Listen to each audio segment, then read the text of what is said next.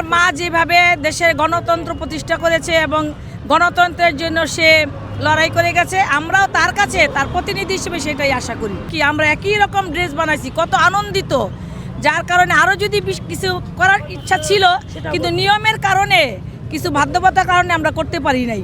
আমরা মুগদা থানা থেকে আসছি, আমি মুগদা থানা সাবেক সেক্রেটারি, বর্তমান ঢাকা মহানগর দক্ষিণের সহসাংগঠনিক। তো আমরা তো আজকে আসছি, সারা বিশ্বব্যাপী মানুষ জানে যে আমাদের আজকে এই উৎসবের কথা।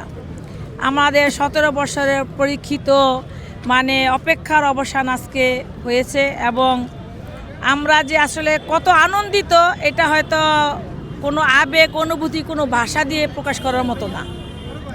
আমরা চাই আমাদের নেতা আমাদের মাঝে ফিরে আসছে, আল্লাহ পাক তাকে দীর্ঘজীবী করুক এবং ন্যায়ের জন্য, ন্যায় আদর্শ নিয়ে সে দেশকে পরিচালিত করুক। ন্যায় প্রতিষ্ঠার জন্য দীর্ঘ 17 বছর মানুষের ভোটাধিকার ছিল না, কোনো কিছু ছিল না, আইন কানুন ছিল না, আইনের শাসন ছিল না।